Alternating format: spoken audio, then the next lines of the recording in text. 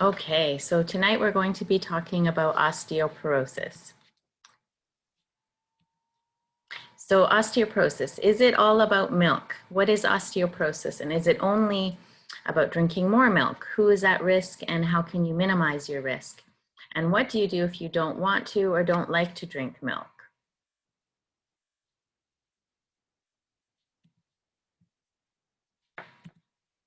Okay, so are you at risk? So here are some risk factors that make you the most at risk. So if you're 65 or older, if you're underweight, if you have a family history of osteoporosis, if you have early menopause, if you don't get enough calcium and vitamin D in your diet or through supplements, if you smoke, if you have too much caffeine or alcohol, if you have certain medical conditions such as celiac disease or inflammatory bowel disease, or if you use certain medications such as cortisone, prednisone, or other glucocorticoids for a long time. How can you prevent it? So getting enough calcium, but that doesn't mean it has to be all from milk. So because osteoporosis makes your bones thin and brittle, having enough calcium and vitamin D helps to keep them from breaking. So up until our adult years, our bones are forming. So it's even more important for children, young ones, to get enough calcium so they build up those stores. So how much calcium is needed? So on average, an average adult's about 1,000 to 1,200 milligrams. Does a baby need the same calcium as an adult? So definitely not. So infants 0 to 6 months need about 200 milligrams. The maximum would be 1,000 milligrams. Infants 7 to 12 months, 260, maximum 1,500. And then you can see how it shifts as adults as we get older. So adults 19 to 50 years need about 1,000 milligrams and the maximum is 2,500. And then a little bit older adults, 51 to 70, need about 1,000 to 1,200 and the maximum is 2,000. So there is a maximum, so keep that in mind. Too much is not always a good thing. And is there a maximum? Yes. So too much calcium can be harmful. And what is the reason why? Well, too much can cause kidney stones. It can put you at risk for heart disease, especially if it's from a supplemental form. So is it true that taking calcium supplements can give me a heart attack? So in recent years, there have been several studies that have seen a link between the use of calcium supplements and a higher risk of cardiovascular or heart disease. So yes, it's true there is a potential risk. The research suggests that taking calcium supplements, this would be high amounts of it, of course, can increase calcium levels in the blood, leading to a buildup of calcium in blood vessels. But they aren't certain if it's from the supplements alone, or is it because women with osteoporosis are usually advised to take calcium supplements, and these women are also more likely to have heart disease because of the well-known association between bone health and heart health. So osteoporosis and cardiovascular disease, they have many shared risk factors, including smoking, lack of physical activity, and an unhealthy diet. So the research isn't clear, but at the end of the day, I always recommend, if you're able to, get it from food first. If you really do have to take one, I would suggest take no more than 500 milligrams a day from supplemental form. You don't absorb more than that much at a time anyways, so try to take it in liquid form as well, especially if you have any stomach concerns. The liquid form tends to cause less constipation, less irritation for those with sensitive stomachs. Try to get one with K2, vitamin K2, to help the absorption. And if you can, get one that also has vitamin D. So that's just less pills to take, so you don't have to also take a vitamin D. So this is, for example, one that is out there that's a liquid that has the calcium and K2 and also magnesium, because the magnesium helps to prevent the constipation. It helps your bowels to work more softly. So what are the foods highest in calcium? So there are a number of them besides just milk, like sardines, dark green vegetables, certain nuts, tofu. So here's an example of how many milligrams. So if you compare, for example, a cup of milk. A cup of milk is about 300 milligrams. That's the highest source of foods that we think about. but it's not the highest of all foods, because if you look at 6 ounces of plain yogurt, it also has 300. If you look at a can of sardines, it's also 300. If you look at calcium fortified almond milk, it's also about 300. Calcium fortified orange juice, firm tofu, half a cup of firm tofu is also about that amount. Pink canned salmon with bones, it's about 200, so still pretty high. And then there's other foods that have moderate amounts, but they do add up. So if you were to eat a diet with lots of green vegetables, let's say a couple cups a day, you would be getting a couple 100 milligrams there as well. So 1,000 milligrams of calcium, what does that look like in a day? So for example, let's say in the morning with breakfast, you had a cup of plant-based milk with your cereal or your smoothie or just on its own. So that's 300 milligrams. Let's say for your snack, you had a serving of almonds. A serving meaning like 10 to 15 almonds, a quarter of a cup. That's 100 milligrams. And then let's say with your lunch or your dinner, you cooked some broccoli or collards. That would be about 150 milligrams. Then for your lunch, maybe a cup of spinach with your salad, 200 milligrams. Your afternoon snack, maybe you included an orange, 50 milligrams. Let's say in your tea or in your coffee, you put a tablespoon of blackstrap molasses, that's 75 milligrams. And maybe for your lunch and your sandwich, you had some sardines, 200 milligrams. So that would be example what 1,000 milligrams could look like. So what if I don't eat meat? So what are some vegan foods high in calcium? So we talked about collard greens and some of those green vegetables, also sesame seeds, tahini, Swiss chard, Brazil nuts, celery. They're not high. You'd have to eat a fair amount of things like celery, but each of these has about 100 milligrams per serving. So it does add up. So for example, here's a label of Almond Breeze almond milk. So something like this wouldn't be a naturally high source of calcium, but it is calcium fortified. So when you look at the label, you'll see 45% calcium. So that means about 45% of your daily calcium needs are met by drinking a cup of this almond milk.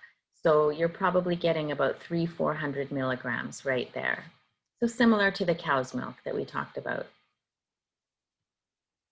So can't I just drink 3 cups of almond milk? Well, I would say choose your plant milk wisely. Almond Breeze, for example, is a more highly processed one compared to some of the others. So to get some insight as to where those nutrients come from, take a look at the ingredient list.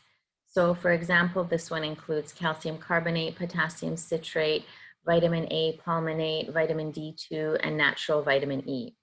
So the high amounts of vitamins and nutrients are not from the almonds, but they're added. So those are all added nutrients. But when nutrients come from real unprocessed or minimally processed foods, they are accompanied by many non-essential but beneficial nutrients, such as hundreds of flavonoids, minerals, antioxidants that you can't find in supplements and additives. So nutrients processed in isolation into pills or additives are much less effective than from food itself. That's why I always say food first if you're able to. So it's almost like there's a certain synergy when you eat the food with all its vitamins and minerals. So for example, if you want vitamin C benefits, it's much more beneficial to your body to eat an orange than to take a vitamin C pill. And same thing goes for calcium.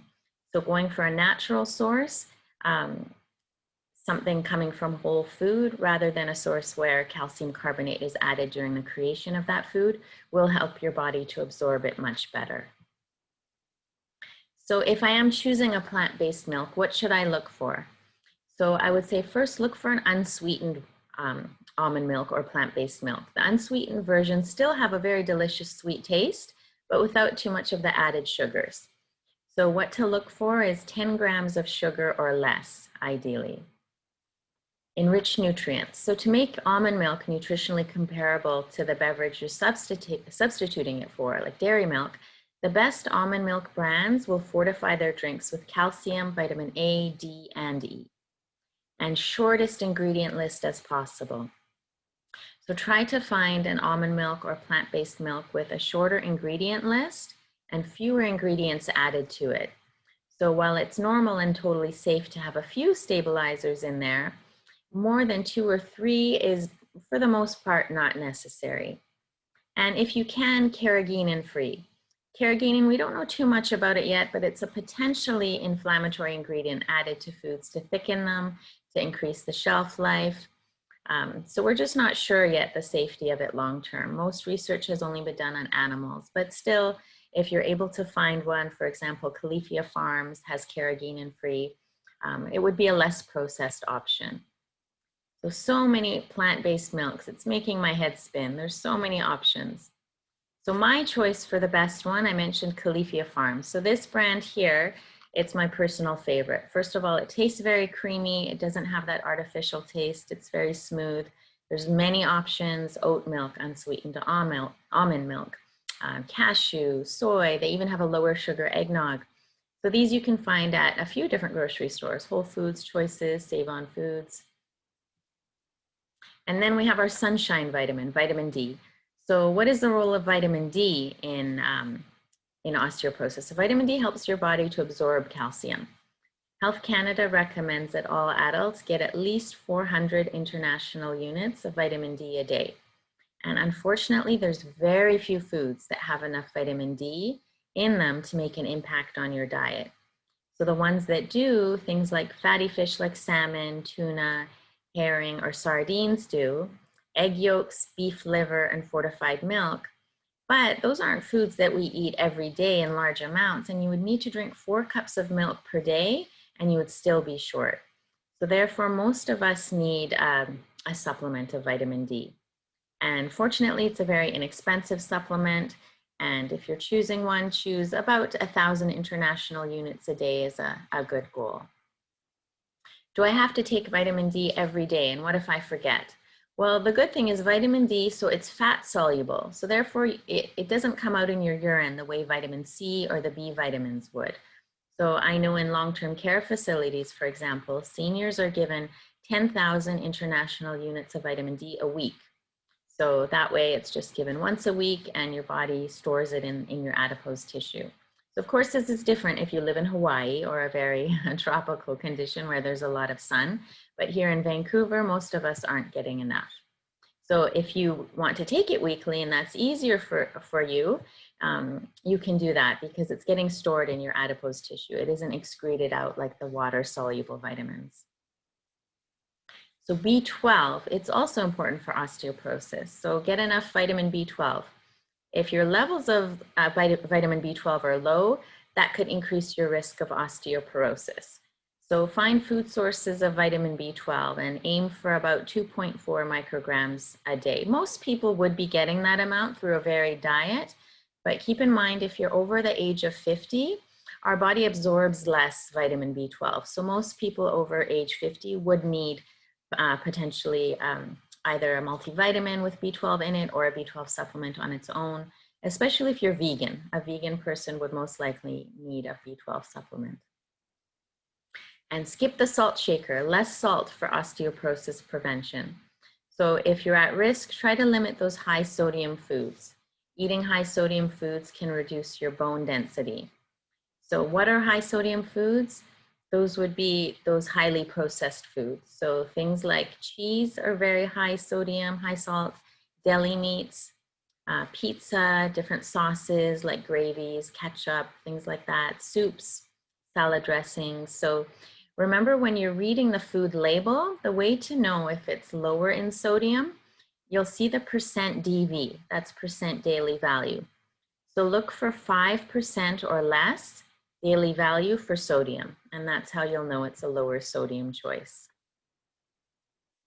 So caffeine and alcohol.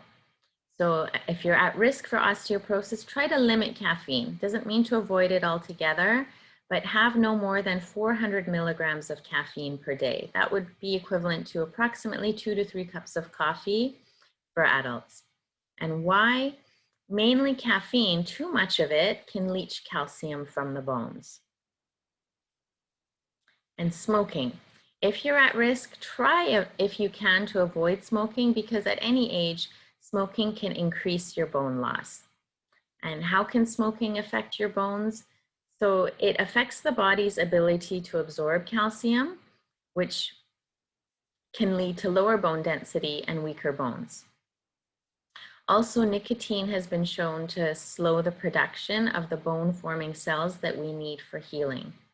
And smoking also breaks down estrogen, which is a key ingredient to building and maintaining a healthy skeleton. So here's just an image of how your bones suffer when you smoke. So it just shows how it almost slows down the hormone calcitonin, which is what builds the bones. It increases the hormone cortisol, which leads to bone breakdown. It can damage some of the blood vessels, which interrupts the supply of blood to the bones. And it can also, nicotine can kill osteoblasts, which are the cells that help to make bones. So in all different ways, it can harm bone production. What about caffeine? How can caffeine affect our bones? So some studies link caffeine consumption with negative effects on calcium metabolism. And possibly that's related to caffeine increasing the loss of calcium in your urine and decreasing calcium absorption in the body. So over time, having less calcium available in the body can cause bone loss. But if you get enough calcium in your diet, then there's less need to worry. So if you have a good calcium and vitamin D intake, there's little reason for concern about moderate caffeine intake on your bones. So emphasis on the word moderate, of course. So does this mean no more lattes for me? So definitely not. You don't need to give up your favorite drinks, but maybe just change up your drink a little bit. So if you find you're going over your limit for caffeine, maybe a decaf version for less caffeine. You also get 300 milligrams calcium from the milk in the latte, so maybe try having that decaf latte. Or try a chai tea latte, because chai tea would have, tea has much less caffeine than coffee. Or you could try a coffee alternative altogether. So there's a lot of different alternatives out there now for coffee. For example, like mushroom coffees. They still have a small amount of caffeine, but much less. Calf lib, it's made from chicory root, so there's no caffeine. It comes from a plant source, and it doesn't taste exactly like coffee, but it's somewhat similar. It gives you that same taste. Dandy blend is another one. It's also made from chicory root and barley, roasted barley. So it has somewhat of an aroma and feel of coffee. And staying active. So stay active and find something you enjoy. You're more likely to stick to it. So regular physical activity can help build strong muscles and bones and improve your balance. So try to choose activities that include weight-bearing exercise. That's the key for osteoporosis. So weight-bearing would be things like running, walking, hiking, low-impact aerobics, dancing, things like Zumba, tennis, golf, even resistance activities like lifting some light weights or push-ups, stretching like yoga, tai chi, even qigong, things like that. Or maybe joining an exercise class. Through the Healthy Body, Healthy Mind program, there are exercise classes, which just like this are free. So there's Body Fit, Delta Move, different ones you can enjoy on your own time, and those are free. And I've just included some high calcium recipes, and you can always be in touch if you're interested. I can send these to you, but just an idea. So something like broccoli, kale, or lentil soup. So these recipes are found on Cookspiration, which is a website with some great healthy recipes. So for example, this one uses some onion, garlic, lentils, and the broth has spinach, different green vegetables. So this is a great way to get a lot of those dark green vegetables, which are hard to eat a lot of, but when you're putting them in a soup, it's sometimes easier to eat larger amounts of them because they're cooked and they're simmered down. Overnight oats, so that's a way to get a lot of calcium and also a high fiber breakfast, and it's very easy. So basically it's 1 part rolled oats, 1 part milk of your choice, 1 part Greek yogurt. You mix them together, store them in a container overnight, and you can add cinnamon or chia seeds or any toppings you like in the morning. Calcium-rich energy balls. So this is a fun snack you can make with little ones if you have, or just on your own.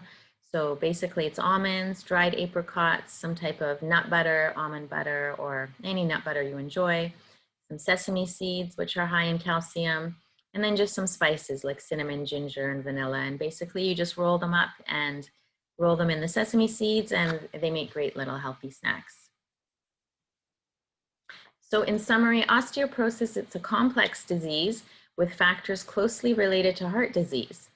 So keep in mind, it's not only about drinking milk, but about all those other factors that you would need to keep in balance for heart health as well, because they are so related. So if you had to choose two things, I would say try to focus on maybe adding one more calcium-rich food to your diet. Maybe experiment adding sardines, maybe a handful of almonds, maybe a tablespoon of blackstrap molasses to replace your honey or sugar, maybe having overnight oats, and also make sure you're taking vitamin D. The other thing I would emphasize trying to focus on is move. Move in a way that keeps you strong, that you enjoy, and that can help with your bone health and overall health as well. So something to think about, what is one step that you can take to help prevent and maintain good bone health? So any questions you have, as usual, you can always email them to me. I'll open up the chat box now for any questions.